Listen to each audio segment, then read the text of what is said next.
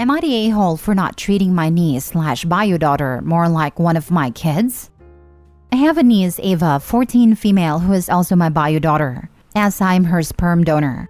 She is the daughter of my sister and her wife. Her wife's the bio mother as well. They obviously could not have children together. They decided to tell Ava about it a few months ago. Originally, the plan was to have Ava know from the beginning, but they changed their mind. That's a whole other story though. Anyway, since Ava has found out, she started coming over to our house every day. It used to be just after school every day, but now that summer break has started, she is here from early in the morning too. Now, my niece is great and all, but having a guest over every day was a little much for me. I talked to my wife about it, and she admitted she also wasn't happy about having a guest every day either, but hadn't said anything because she didn't think it was her place to interfere given the situation. I told her I understand, and we agreed to talk to our kids about them inviting her over less. However, when we talked to them, we found out that they were not inviting her over. We had assumed they were, since the three were always together. They've explained it to us that she just started following them home after school one day. They've also said that they don't like having her over so much either. They don't mind her over sometimes, but they don't want guests over all the time either. They also said with her always around, they feel like they can't go out and do things with their friends or invite them over. So after we talked it through, we agreed we would all be more comfortable with her coming over more like once every other week. Which I will add is still a lot more than she previously used to come over. Previously, we would only see her on holidays. I talked to my sister about it and she says I'm wrong for wanting to push Ava out and calling her a guest. She says that she's figuring out things and wants to spend more time with her bio siblings. Furthermore, she said her daughter was crushed that we are going on a big family vacation next month and hadn't invited her yet. Another thing that has bothered her according to my sister is that we gave her the same birthday gift as we usually do, a $50 gift card, like nothing has changed. Overall, my sister thinks I should be treating her more like how I treat my kids now. Obviously, this is a delicate situation, and we want to treat it as such. But we do think it's fair to have some firm boundaries. Edit: just so everyone knows, the donation was done through a clinic, and there is paperwork saying it was a donation, and I am not the legal parent of any child that was created through the donation. Now for the top comments. She expects things to change, not realizing that you and your wife already knew and treated her no different. She sounds young and might need therapy soon. Not the a-hole. This is a tricky situation, but it's better to have an open conversation now and set boundaries before she develops more expectations. I'd sit with her, maybe in therapy, and explain that you are not her dad. You are merely someone who provided DNA. I'm sure you have documents to support this as well. That you love her as a niece, that she is family, but she is a niece and a cousin, not a daughter to you, nor your nuclear family.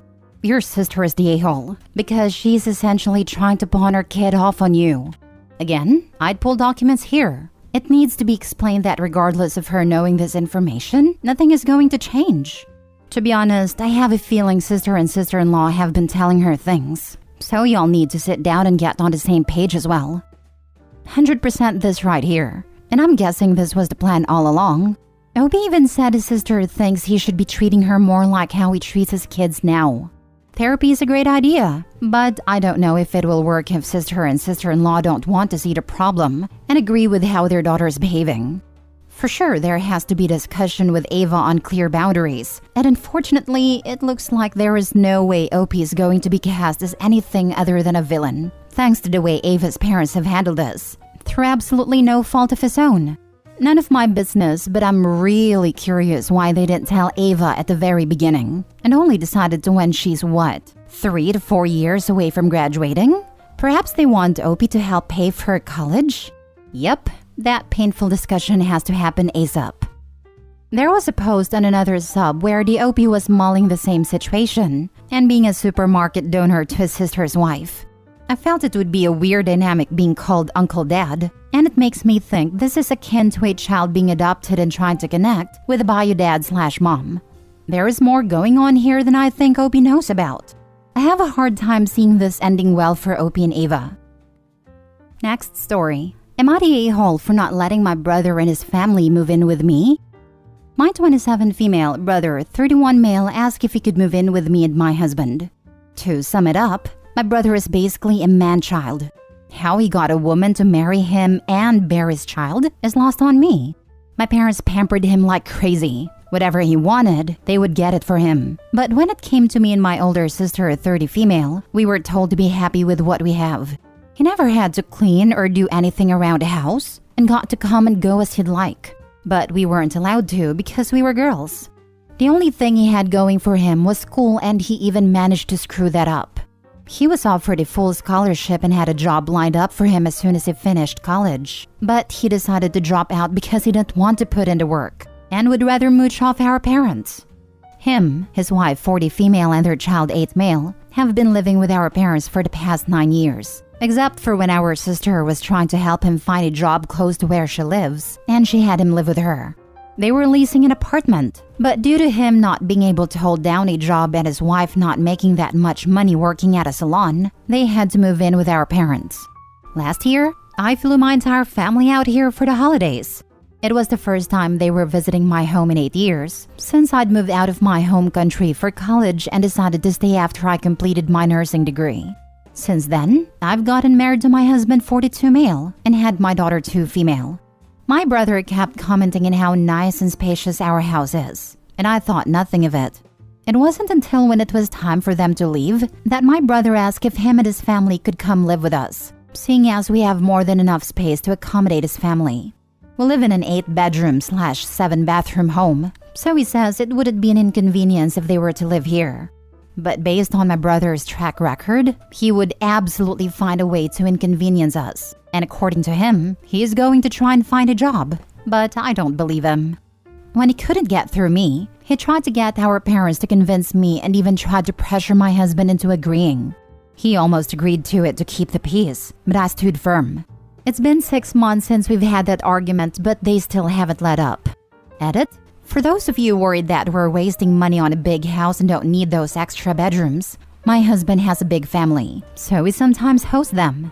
And we do also foster kids, so we want to make sure we have enough room. And some of you misunderstood me. I didn't let my family move in with me. They were just visiting. Not the a-hole. He isn't your child. You aren't responsible for any adult other than yourself. This might be the first time in his life he's ever heard no. Your responsibility is to your child and your husband. Your mooch brother moving in would not be in the best interests of your child or marriage. Your brother would stress you out and add more to everyone's workload around the house, taking away from the attention you're giving to each other and your careers. Whatever stress you're dealing with now from his persistence is a fraction of what you'd get if he moved in. There's only so many hours in a day. Don't allocate any to raising a man-child. I have had certain family members who were not used to being denied anything. Others were expected to move mountains to get them what they wanted. They would nag, beg, and complain, to the point of physically following me around the house and would attempt to guilt trip or manipulate to get their own way. These were adults. It doesn't end with these types. Nothing convinces them that they won't eventually be successful if they just keep up the pressure. Not the a-hole. He will just become your responsibility to take care of. He won't appreciate it, and it will damage your relationship much more when you ask him to move than saying no to him moving in. He will also not help clean, cook, watch his own child, contribute anything financially, and probably leave a mess/destroy things. He would expect to join you at restaurants, for free, and on trips you take. I wouldn't even let them stay for a weekend. Yep, I absolutely see this as a nightmare. No contributions. He's definitely not getting a job. And if they're moving from as far away as it sounds, wife won't have a job either. They'll trash the place and expect you to fix it. And expect you treat his family the way you treat your own. Trips, meals out, movie nights, expensive gifts, etc. Host people without telling you or inviting you. So you have to leave or stay in a designated area for the duration. I definitely see him as the type that demands resident privileges when they're planning a party and insists they are guests when there's housework to be done. They'll probably have more kids since there's so much room, and you will never get them out. It sounds like you and your husband are doing well financially, probably better than your parents, and he wants to take advantage of that improved lifestyle. I see 20 to 30 years in the future, They are still living there, as are their now adult children and their spouses and kids, because you can afford to support them all. Don't do it. Your parents are pressuring you because they don't want to deal with him anymore. He is pressuring you because he sees your house as an upgrade he can live in without having to contribute financially or physically. Next story. Am I the a-hole for not transferring the social pension I am receiving from the state to my mother? I, 18 female, have been receiving social pension from the state since my father passed away in 2017. At first, it was my mother, 54 female, who received the money on her account. But as soon as I turned 18 in 2022, the money started going to my account.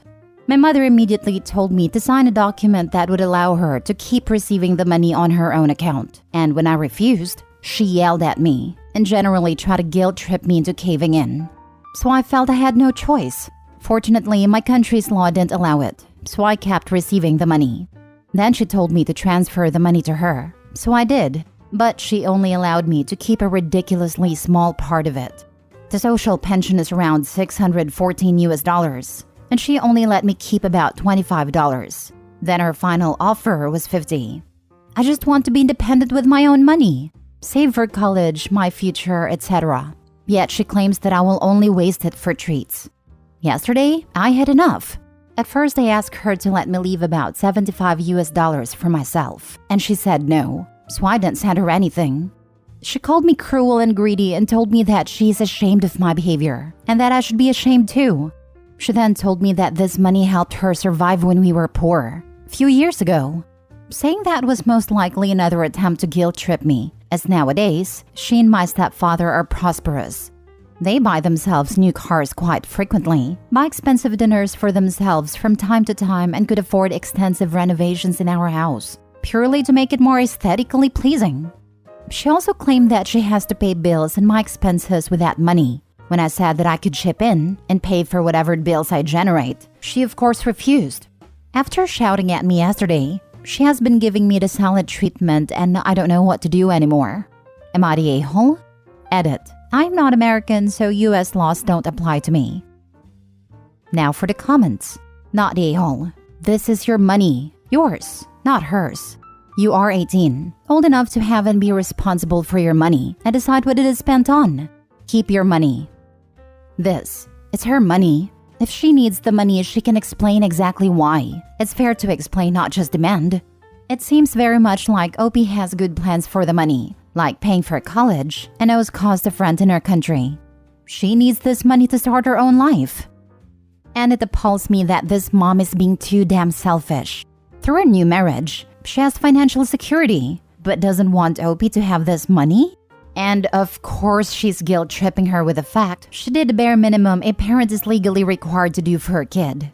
Keep the money and ignore mommy dearest, not the a-hole. My wife's mother died shortly before her 17th birthday. Her dad stole all but one of her survivor's benefits checks. He was more physically violent than OP's egg donor when my wife brought it up. Both are still abusive a-holes who have no right to the money. Oh, my dad stole my mom's life insurance money from me, which was fun to deal with come adulthood. Not the a-hole. The money is for taking care of you, which is why she was getting the money until you were legally an adult. The money's purpose is the same, but you're an adult now, so you can use it to take care of yourself. I recommend finding a path to independence. Make sure to dump a bit from every check into a savings account that only you have access to. Last story. Am I the a-hole for refusing to wet myself for my sister-in-law's wedding? The wedding happened in a little river. And I mean in the river. In the water. The minister, bride, who's my husband's sister, and groom stood on a little strip of land so they were not wet. But all attendants were expected to stand knee-deep in rushing water for the whole ceremony. I'm sure it made for great photos, but I personally really dislike mud, germs, insects, and whatever disease are found in that stream. The kids who couldn't easily stand in water that might be as tall as their whole body were left in ankle-deep water nearby, with a couple older women. When I refused to remove my shoes, socks, and pull up my dress pants, my husband offered that I stay with the kids. I said no, I refuse to walk into that water, even if it's just ankle-deep. Apparently, most people there knew about the water thing, but I didn't. My husband knew, but claims he forgot to tell me. The ceremony could have easily moved forward with me standing on the shore, just a few feet away from the kids. But no. The bride and groom apparently refused to start until every person was in the water, and my husband waded in the water back and forth between his sister and me to mediate. My husband was becoming visibly angry at me the longer it went on and kept acting like I was in the wrong. The bride and groom eventually relented and the ceremony went on, delayed by maybe 30 minutes. Then in the after party, I felt that I was being avoided by everyone else, including my husband. That was nearly 2 weeks ago. My husband was stone-faced and refusing to talk to me about it, or about anything at all for several days. And when he started talking again, he refused to address the wedding beyond telling me that I humiliated him in front of his family, and he refuses to talk about it any longer. Things like, I will get really angry if you keep bringing up this topic. Put it to rest, and I will try to forget what you did. But I feel like I did nothing wrong. I feel blindsided, because if I'd been told in advance what the wedding entailed, I would have faked a stomach bug and not attend a damn thing at all. Am I the a-hole? Major not the a-hole. That's information you need before the wedding. Like, well before the wedding. Firstly, whatever clothes you wear will probably be ruined. Secondly, you need to bring towels and a change of pants. Thirdly, it's perfectly reasonable not to want to stand in a river/creek water for any reason at all. Your spouse is a massive a-hole for not telling you in advance, and a couple are massive a-holes for refusing to go on without you in the water. Don't feel guilty. This is on them, mostly your spouse and not on you. The idea sounds absolutely insane. I assume it's the US because there is no way a whole wedding party would put up with crap like that in the rest of the world. Not the a-hole.